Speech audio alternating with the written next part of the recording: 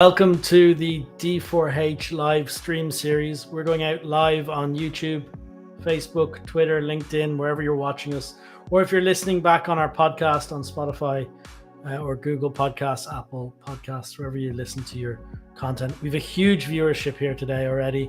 Lots and lots of people in.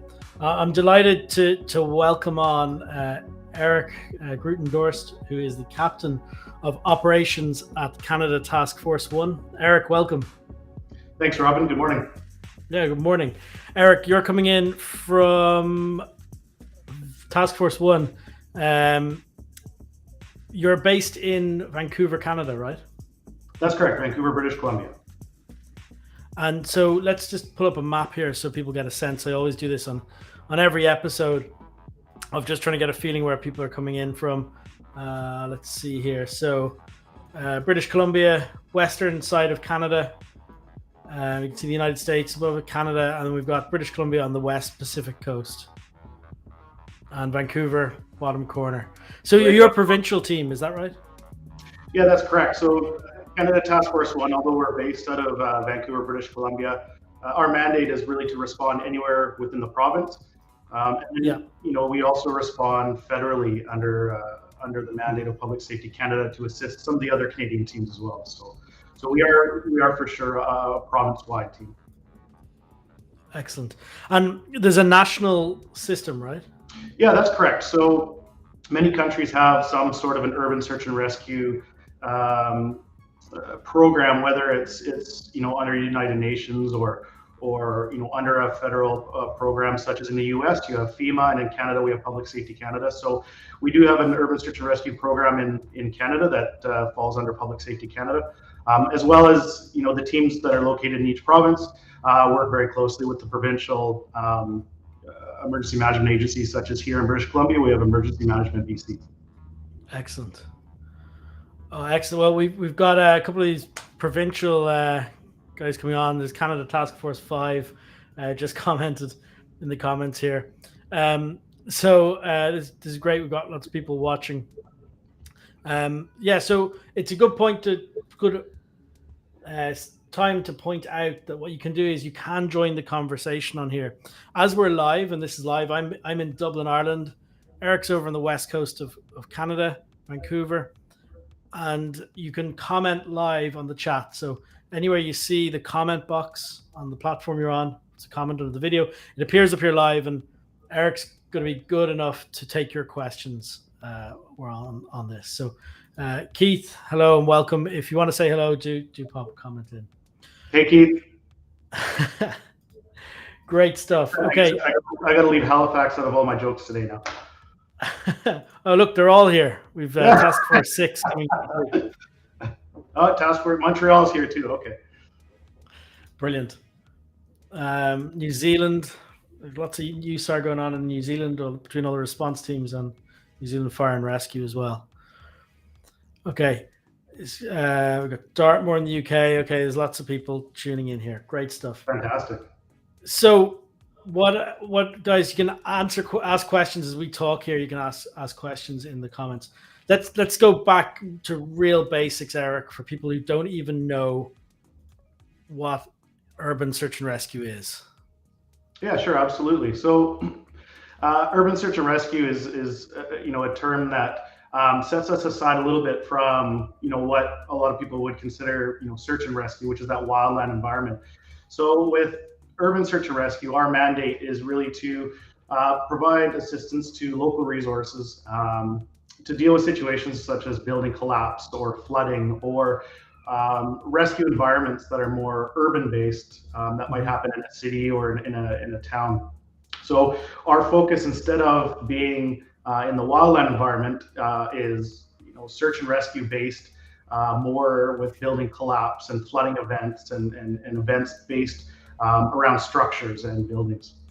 And in Canada, that H that we put on there, that HUSAR, yes. It just means heavy urban search and rescue. So with the United Nations, they separate HUSAR into light, medium, and heavy.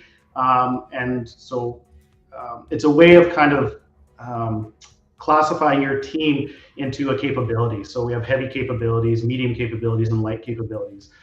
In Canada, we say HUSAR. We add the H on the beginning a lot of times, whereas in other countries, including the US, a lot of times they just say the HUSAR, but it's more or less the same thing. So when people hear SAR, they think of wilderness or rescue from the environment. Maybe you're taking them out of urban structures, so it's building collapses, that type of piece. Yeah, that's exactly it. And the skill sets are vastly different. You know, we our partners in Wildland SAR, you know, they're excellent at you know, locating people in the wilderness and you know, performing technical rescue. Or having technical rescue capabilities such as rope rescue and water rescue in that wildland environment, and that's not really our focus. Our focus is more, as you can see in that picture to the left there, the urban environment. So some of the skill sets might be the same, but a lot of them, such as search, you know, we may not be searching a wide area. We might be searching a very small area, but we're searching through layers of concrete or layers of wood or a flooded area or a landslide and things like that. And then the other thing that's happened in Canada over the past 10 years and really 15 years is our focus has shifted heavily from being a structural collapse response team to being an all hazards response team. So, you know, when our team was started in the early 90s, our job was to respond to building collapses, and that's it.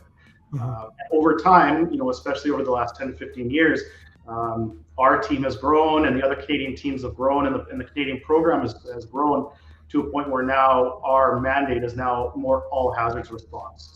So we're responding to those flooding events and those landslides and those incident management events and things like that. So we're becoming more of an all hazards response team as opposed to focusing on that structural collapse. Yeah.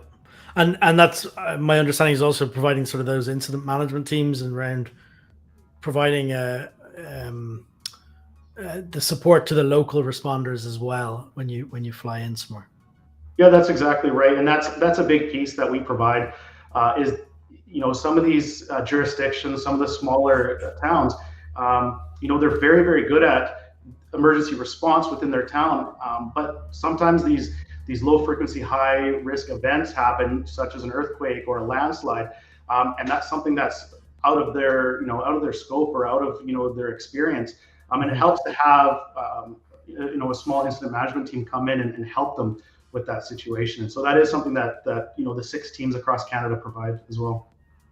So what are we looking at in this picture? Is this training exercise or a deployment? No, so this picture to the left here, we were deployed 6 times last year, and this was one of the events that we deployed to. So this is an example of something that we would respond to, and in fact we did last year. And this is a multi-story concrete reinforced masonry building collapse that was only about 20 minutes outside of Vancouver, actually. And so we worked on that event for a day there. And can we see it? I mean, your skills are things like breaking through concrete, cutting through concrete, breaking through. Is there anything we can see in this picture of what you guys have done, or is this how you found it? Yeah, I mean, like I said before, because we're going towards that all hazards response mandate, our team has to have a lot of different skill sets, and the core skill set, you know, that right from the beginning has been that rescue ability.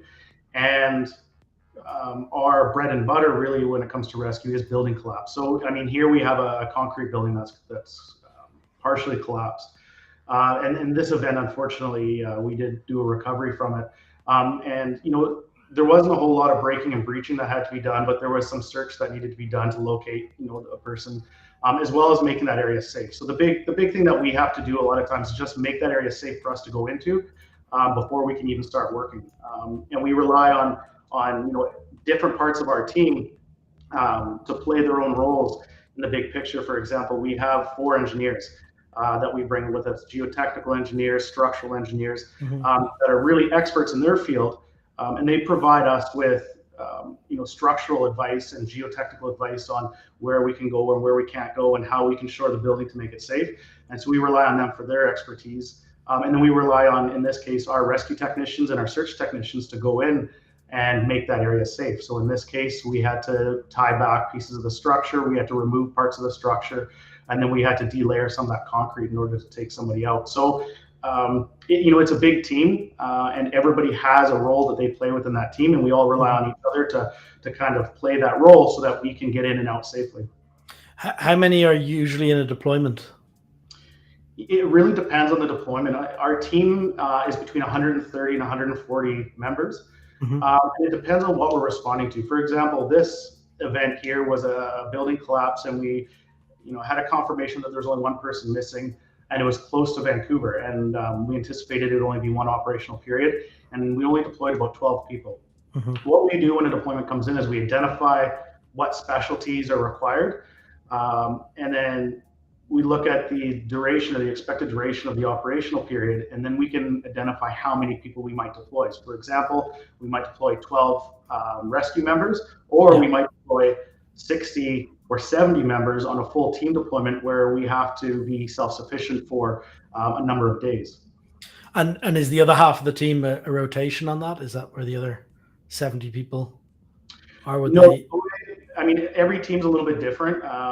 The U.S. has a very regimented, very good regimented system with urban search and rescue, and we're a little bit different here in Canada, and all the teams across Canada are a little bit different themselves. The way that we work is we have 130 to 140 members, and when we have a deployment, we just ask for availability. We don't have shifts of people that are expected to be on call. But we ask for availability, so we have 130 to 140, and we hope that in the case of a deployment, we can get that 60 to 80 people that say that they're available, and then from there, we actually utilize D4H to look at who's available, who we're going to bring on, and again, it'll be depending on their specialty and what we require for that deployment. Excellent. There's lots of questions coming in about the building. Why did it collapse, or is that public info? Yeah, I mean, that collapse was just due. I can't disclose a whole bunch of information, but it was being demolished, and there was an incident during the demolition process that caused the building to collapse unexpectedly. So. Gotcha. And it's reminding people of images we're seeing out of the Ukraine at the moment. Does the team deploy internationally to get involved in something like collapse structures abroad? Yeah, great question. So that one is a bit more complicated. So we're all watching what's happening in the Ukraine, and I've had dozens of team members text me and ask, are we going to go? Can we go? Can we go help? We all want to help. We're all the same. All of you that are watching this, I'm sure, are police officers or firefighters or members of HUSAR teams, and you've probably gone through the same thing where you want to go and help. So there certainly is the interest, and we would all love to go, and we all want to go and help what's going on there.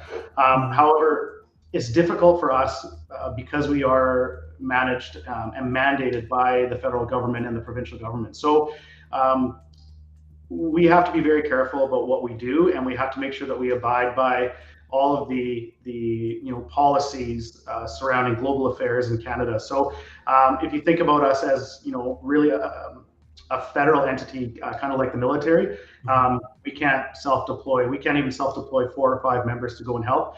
It has to be a coordinated effort that comes down from the highest levels of government, which would be in this case global affairs. But if Canada decided that they wanted to send an urban search and rescue team, whether it's to the Ukraine or anywhere else to assist, certainly we're capable of international deployment. We have a base of operations at the Abbotsford Airport, which is about an hour east of Vancouver, and all of our equipment is loaded in trucks, trailers, as well as air deployable pallets, so that we can taxi an aircraft right up to our doors and load an aircraft right from our cache. And we work very closely with the United Nations and INSTROG. We work under INSTROG methodology. So if we were to deploy to another country, we can certainly work with the US teams, the Central American teams, the South American teams, as well as the teams from around the world that all work under the same INSTROG methodology. So it's a very complicated position to be in, because we all want to go, we all want to help these countries. But again, because our funding comes from the federal government, the provincial government, and we are managed by really the federal government, we have to make sure that everything we do is in coordination with global affairs and the federal government. Makes sense. Those aircraft that come in, would that be military transport? Again, that depends as well. We do work very closely with the Canadian Armed Forces. We train with the Canadian Armed Forces. We have a unit that's assigned to us to partner with us that can be attached to us if we deploy and we need more manpower. So, and then as far as the Air Force goes, it really depends what's going on. Certainly, if there's a need to move our equipment across the country or to another country, we would reach out to Public Safety Canada and the Government Operations Center to request military support in the form of aircraft. However, sometimes it's easier for us being at a commercial airport to simply have a commercial carrier move our equipment as well and our personnel. So it really depends on the situation, but we do work very closely with the Canadian Armed Forces. As you can see here in the picture to the left, this was another deployment we were on last year. And we had 2 mudslides that had isolated about 311 people about 2.5 hours outside of Vancouver. This made big international news. I mean, we were getting this on our main news. I didn't even know that. Yeah, Vancouver cut off. The kind of headlines were Vancouver cut off from. Yeah, it was a very interesting time, a busy time for us. But yeah, it was a very interesting time. We were completely cut off in Vancouver. All the highways were cut off.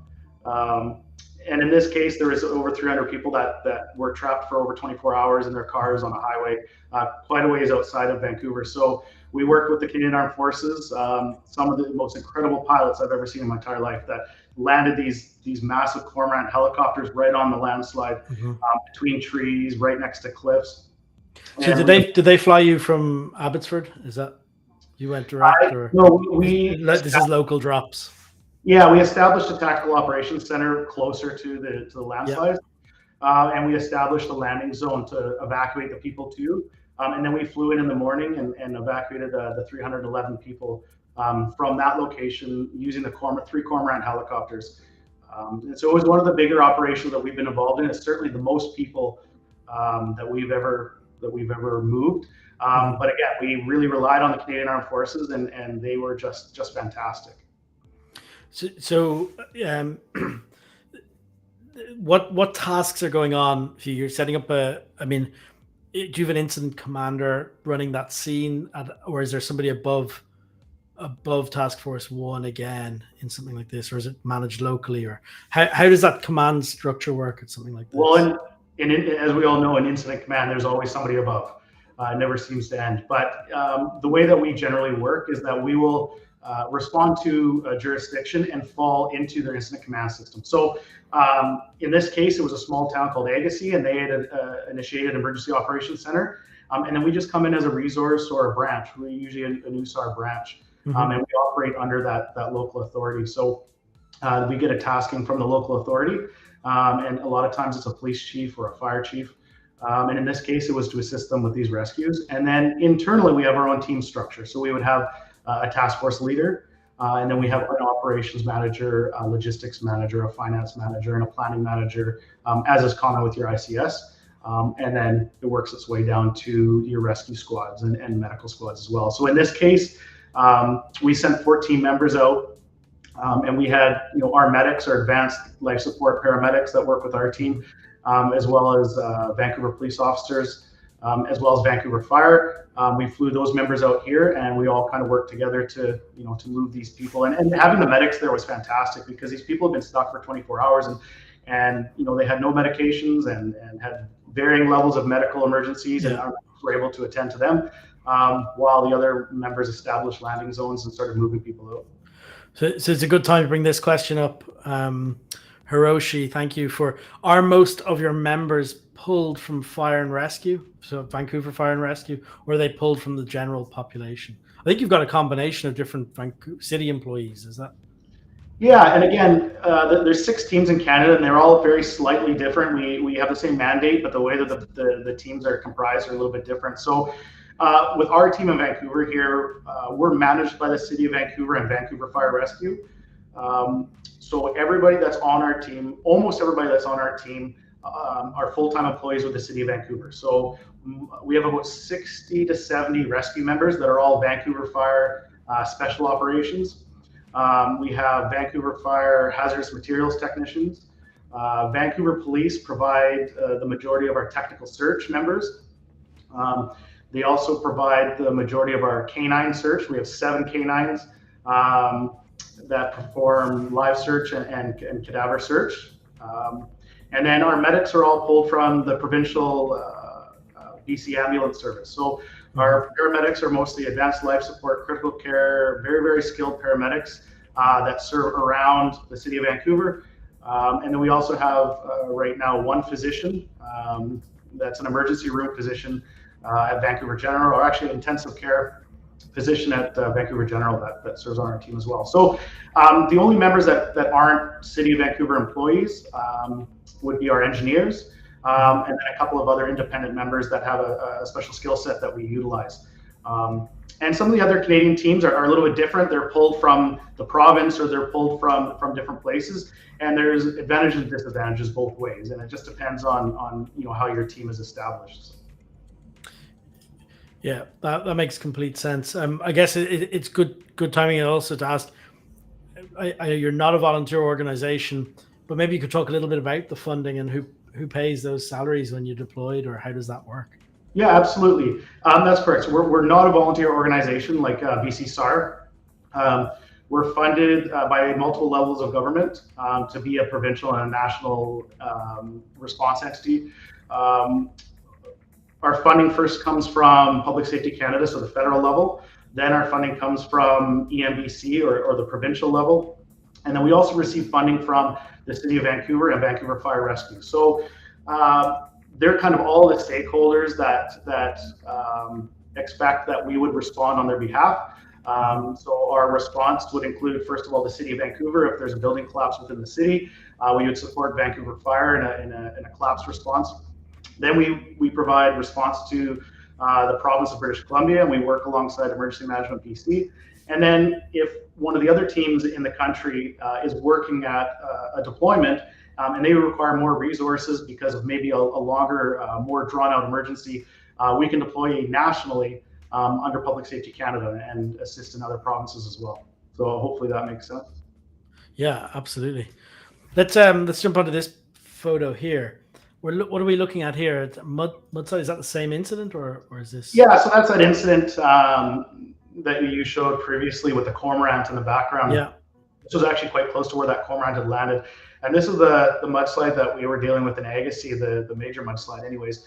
And it did take a bunch of vehicles off the road, as well as trapping the vehicles that were behind it. So the first thing that we did when we got there is to not just provide medical aid to the people that were in the cars, but also we wanted to make sure that there was nobody in the vehicle. The local fire department, Agassiz, did a fantastic job in the dark, searching these vehicles and searching this mudslide to the best of their ability, and they did a great job of clearing the vast majority of the vehicles. And they're a smaller volunteer fire department, and the job that they did was really astounding. And they did a lot of work before we got there. So when we came in, all we had to do was search a few vehicles that were kind of left in the daylight hours, and make sure that there was nobody there. Luckily, everybody was out of those vehicles. There was some minor injuries, and they were medevaced first priority when we came in. But it was amazing that nobody was killed in that slide. Yeah, oh, for sure. The equipment we can see being worn here. To me, it's quite. Would you call that HUSAR equipment? I don't see it many other places. Maybe wildland firefighters or somebody have similar kit, maybe. Or can you talk through what it is? Because the low belt bag, or I don't know what you call that piece of equipment. Yeah, so it's quite unique in HUSAR. Yeah, it is unique for HUSAR, and it is very similar to wildland equipment. Many of the teams wear Wolfpack equipment, and that's what this is as well, supplied by Wolfpack. And it is purpose built for urban search and rescue operations. So it's similar to, I guess, to military webbing a little bit. In which case it has pockets all over it for different things. And depending on what your specialty is, whether you're a medic or you're a rescue squad or you're a heavy steel cutter or something like that, you can carry different equipment in that, for whatever event that you're responding to. Excellent. Yeah, so it sits quite low. What's the benefit is you can carry another bag, is it, on top, or your shoulders are free, or like why is it designed like that compared to being a backpack? Well, the reason is there's both, actually. So we have a large bag that all the team members, it's like a big duffel bag that all team members keep packed. So if we have to deploy to a location where we're going to be there for more than 1 or 2 days, they can bring that bag and it's already got more clothing, another pair of boots, bedding, things like that in it.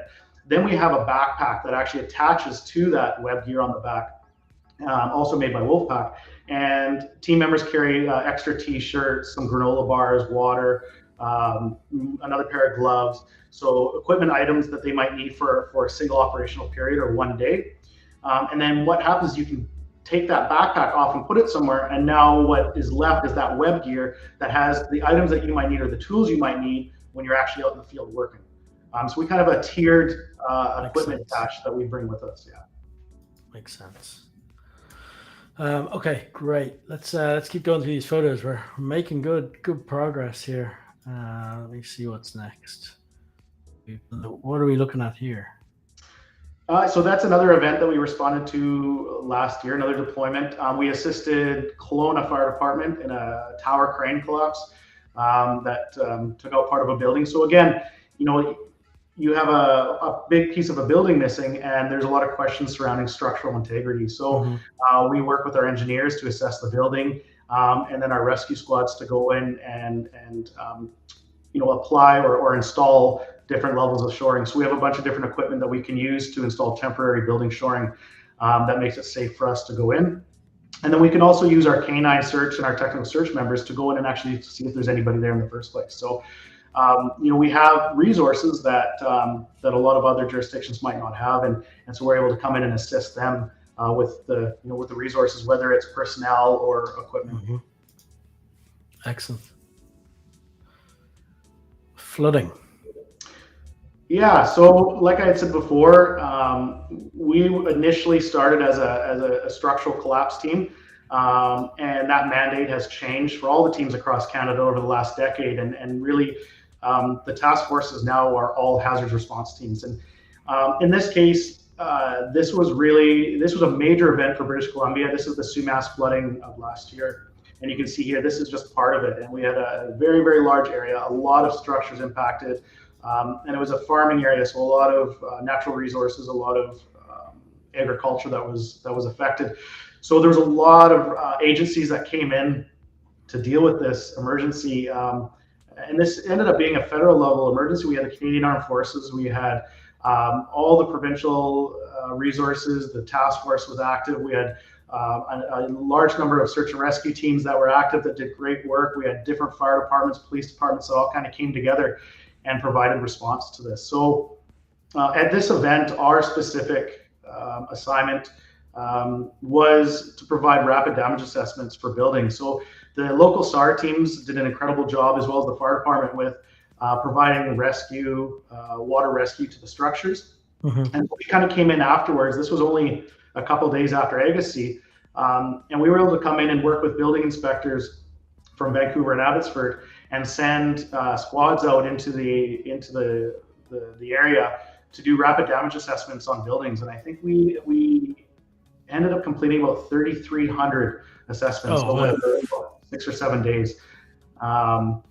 And it was all done by people in the field. And one of the nice things for the residents, and it kind of made us feel good, was that, the fact that we were able to complete these rapid damage assessments quickly meant that people got to go back to their homes faster. So, that we were able to identify areas that weren't affected by the flood, and the city was able to open up those areas to people coming home. Excellent. So it really is a very varied, it can, from your discussion here, incredibly varied sort of role that you're doing. Yeah, and that's what we love about it, is that we never know what we might be getting sent to. But it's also one of the biggest challenges, is that now we don't have one emergency that we can focus on, such as building collapse. We have to be prepared for anything that the province or the federal government, requires assistance with.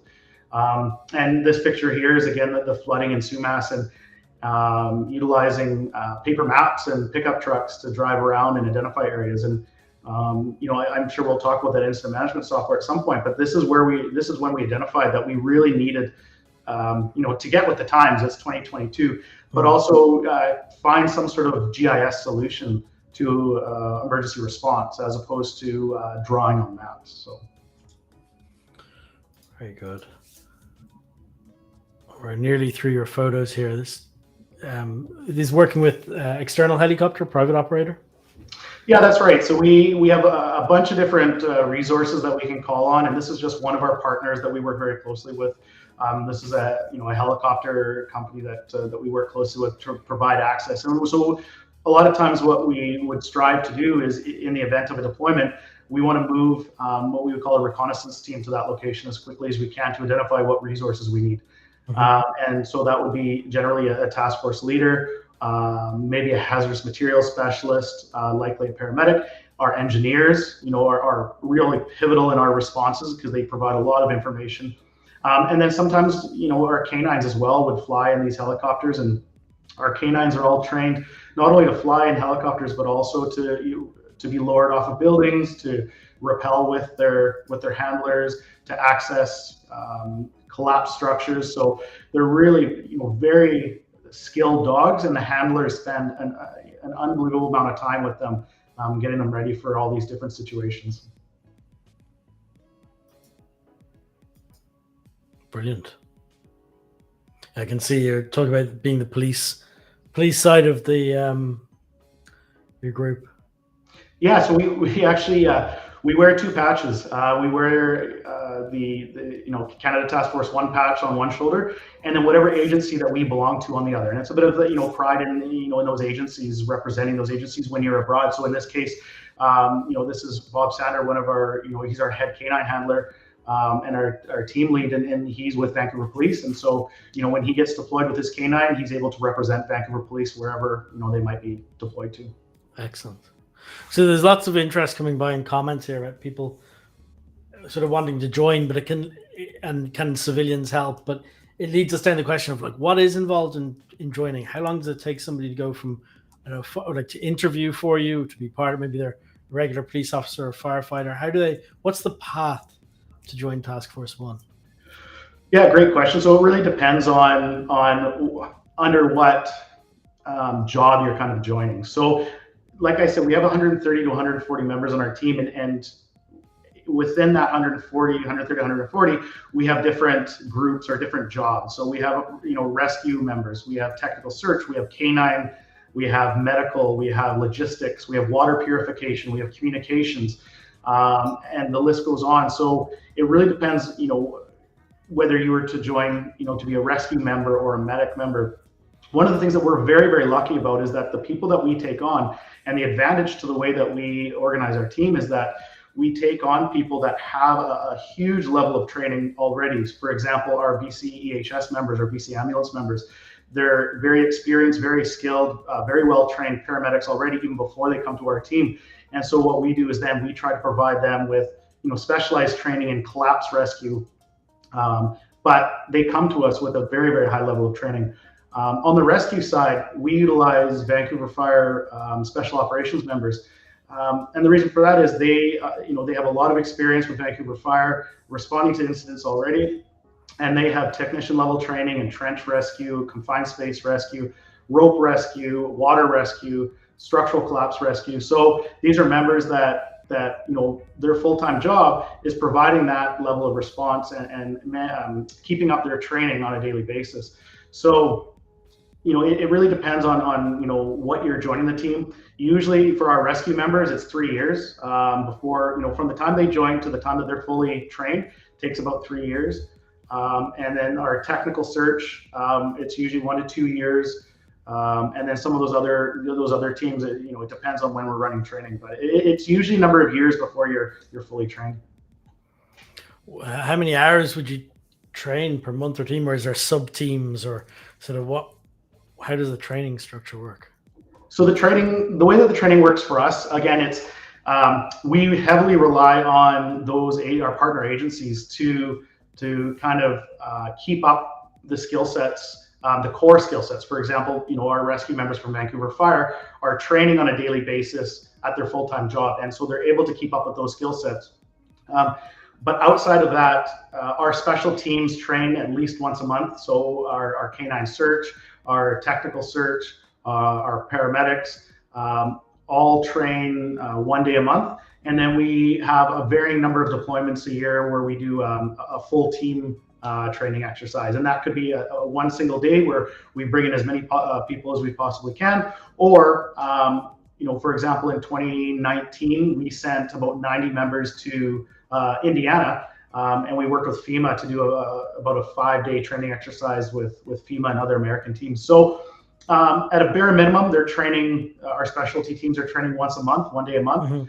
But the reality is, their full-time job is to provide that advanced life support medical or the special operations rescue and things like that. So that makes complete sense. There must be massive amounts of equipment as well. You've sort of alluded to, the trucks and the containers and everything can ship out. What's the scale? Can you give people? I mean, I've been to your warehouse and seen the racking and all the equipment and trucks and stuff like that. But can you maybe describe that for people? There's a lot of kit goes with you, or can go with you.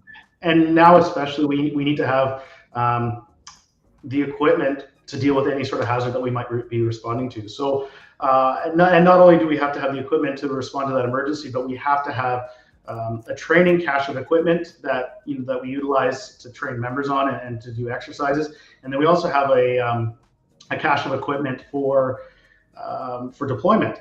We don't want to take a saw that's been used 30 times on our concrete pile to an actual emergency. So we have a complete cache of equipment for training, a complete cache of equipment for deployments, and then our cache of equipment for deployments is split up into 2 different deployment methods. Much of our equipment is on trailers. We have a communications trailer, a logistics trailer, which is kind of like a little mobile workshop. We have a 38-foot technical rescue trailer, and then we have a 53-foot and 48-foot semi-trailer that are all preloaded. And those are the vehicles that we would take to a provincial response. And on the 53-foot trailer, we have tents, medical equipment, heaters, air conditioners, showers, and we're able to actually take that trailer and set up an entire base of operations and operate completely independent from any of the local resources. So we're not kind of relying on local resources when we're there. We don't want to be a burden on the local city or the local town that's already experiencing some sort of emergency event. All in all, we manage about $7 million worth of equipment between 2 8,000 square foot warehouses, one down in downtown Vancouver, where we manage a lot of our training and logistics. And then we have an operations center at the Abbotsford Airport that is all of our ops equipment that's ready to go out in case of a disaster. And by we, I mean my counterpart Eric, who is our logistics captain. That it's his full-time job, and probably could use 3 of him just managing equipment and commercial vehicle inspections and trucks and trailers and boats. We have 4 boats that have to be managed and disposable supplies. So it's a huge undertaking to manage the resources for a team like this, for sure. Yeah. Wow. And for the people themselves, what's the most challenging aspect of being on the task force? Is it unexpected deployments? I mean, you're away from home or family without notice for a number of days, or what are the difficult parts? I think it would be, you'd have to split that into, personal challenges and some of the more professional challenges. For us, I think the biggest professional challenge would be, communications is always a challenge. And depending on where we go, we might not have cell service, we might not have internet, or we might not have some of these other things. So we rely on our communications team to kind of bridge that gap. And we have to have a very, very robust communications team to provide satellite communications or VHF radio communications or internet communications. So I think that's professionally one of our biggest challenges is always the communication side of it. And then the personal challenges, in my opinion, first of all, it's when something happens, waiting, for word on whether or not you're going to be deployed. Like many of you that are probably watching this right now, you're in some sort of emergency response service, and it's very, very difficult to hear of something going on and not being able to actually, go and do something. So I think that's the first part would be, waiting for that call to come in, because like I said, we are managed by various levels of government. We're not able to just say, yeah, let's go do that and let's go help. So that's probably the first thing. And then the second thing is when we are actually deployed, it's to a major event, and it's not easy for anybody to deal with. And it doesn't matter how long you've been with, a fire department or a police department or a search and rescue team or emergency medical service. It is very difficult to deal with disaster and with the loss of life or with injuries. So, as much as we're there to help, it is also, difficult for members to go out and deal with these major situations. Yeah, I can imagine that. Yeah, it's I guess it's part of their profession as well. They're dealing with it, but the scale of it is bigger. That's right. Yeah, exactly. So I always ask people on these calls, sort of towards the end, about D4H, because that's obviously how we know each other. And the two parts I'm always interested in are sort of what your favorite part is, or the most useful to you as a task force of the D4H software. I think Task Force 1 must be one of our very, very long-term customers now at this stage. I'm going to guess 8+ years, maybe longer. I'm not sure. It's a long time. Yeah, for sure. We've been utilizing it for quite a long time. And as you know, we've been using the personnel and training platform for that entire time. And I would say, Eric, he manages our entire $7 million inventory using D4H. And I can't speak to that side because I'm not a logistics person and I really don't even know how that side of it works. But the personnel and training side, I think for me, trying to coordinate, the operations, I really like the ability to take all of our members and put them into groups, and then use those groups to track certifications or, all of our training is tracked through that platform. So there's a huge amount of training that our members have to have every year. It's a requirement. Everything from a simple, APR mask fitting to water rescue training to different levels of technical rescue training, and all of that we track through the D4H personnel and training management platform. And so by utilizing those groups, I can, add the certifications that are required or contact that group if I want to. So that's probably my favorite part of that platform. We did a lot of tabletopping recently. Maybe it was January-ish or maybe December, January in our incident management platform as well. We were talking about that, and I remember I think it was that flood. Actually, the photos we were looking at of those landslides was one of the tabletops I ran through with you of how we do it in the incident management platform. I think that's pretty new to you, but it's one of the things that you're implementing. Yeah, so the incident management platform is new, and like I said, when we were deployed to Sumas, and we had at one point I think 7 teams in the field doing these rapid damage assessments. We were able to utilize a very, very basic GIS program, and that's when we said we really need to catch up with the times and utilize a GIS solution for what we're doing out in the field. And part of that was working with Instrog and seeing them go to that GIS based dashboard, and we wanted to find something that would work for us. And so we looked at a number of solutions, and what we were looking for was not just a GIS solution, but we also wanted to be able to do all of our documentation digitally. So we're talking about ICS forms and different team forms that we use. Instead of filling them out by hand, we wanted to have a solution that we could fill them out on a computer digitally and move them around and share them by email and other means. So we were really looking for a solution that provided a GIS solution so that we could view a map of where members were working. We wanted to be able to bring information in from the field, for example, a rapid damage assessment or an Instrog worksite triage form or a victim extrication form. And then we also wanted to be able to fill out our ICS forms online without having to do them by hand. And we looked at a bunch of different solutions, but D4H for us, D4H solved all of those problems. And if you ask me what my favorite part of the incident management platform is, it's the fact that we can create our own forms in minutes. For example, as an all hazards response team, if we respond to an incident that we haven't responded to in the past, or we haven't created a template for it, it takes me about 3 or 4 minutes to quickly create a form, and now we can have our teams that are in the field send information in based on that form that you've created, and it doesn't require you to go to a code writer. And I'm certainly not a computer tech person, but it's intuitive enough that I can create those forms to gather information from the field, and then that information is plotted on a map using GIS. So we're really excited about it, and I know we've been sharing some of our successes with the other teams in Canada. But this year, we're almost finished building it out, and this year we hope to do a complete move to that incident management. Excellent. Process. Well, it's only fair if you talk about your favorite bits to say what would make it even better. I like asking this to people live. We can't take it back, so whatever I say, we'll do. Right? what are the what would make it better? Any of the components, whether it's personnel and training or incident management or any part, The personnel and training, I can't speak to as much because, again, the logistics side of it, that's Eric's world. And I'm sure he's got a list for you of things that you could change. But as far as the incident management, because that's what I've been working with the most, just off the top of my head is the ability to track people out in the field, because we can drop pins and we can provide geographical information. And I think the next step would be able to track team members in real time.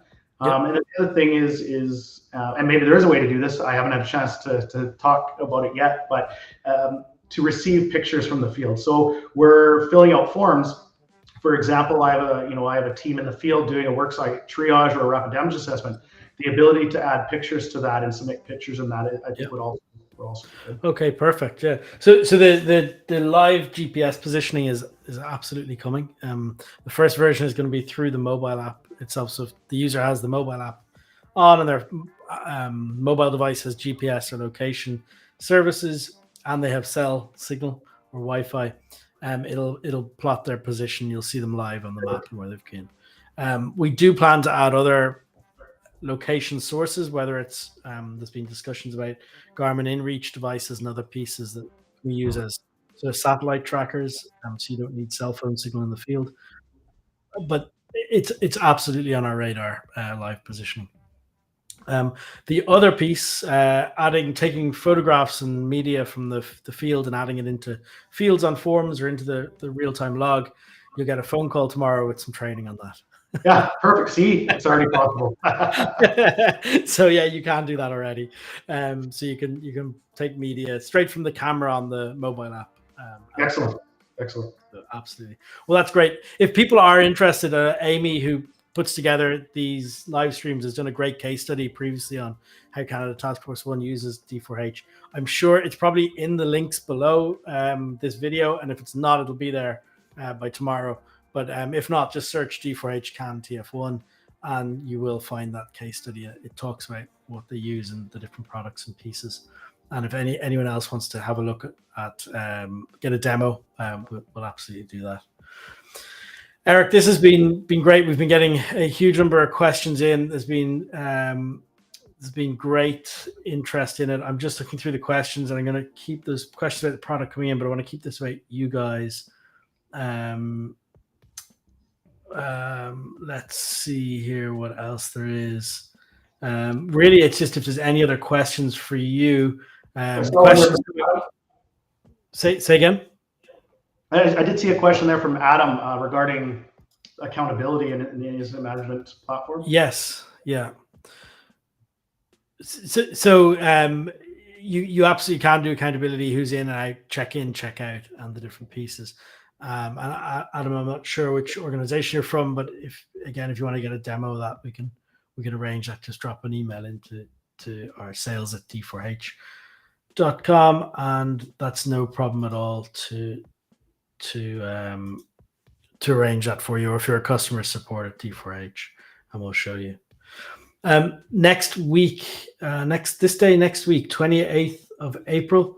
Our next live stream is with the New Jersey EMS task force. So it's a US-based EMS task force. So sort of mass healthcare response, and that's going to be very interesting. You see the different side of another task force of a different kind.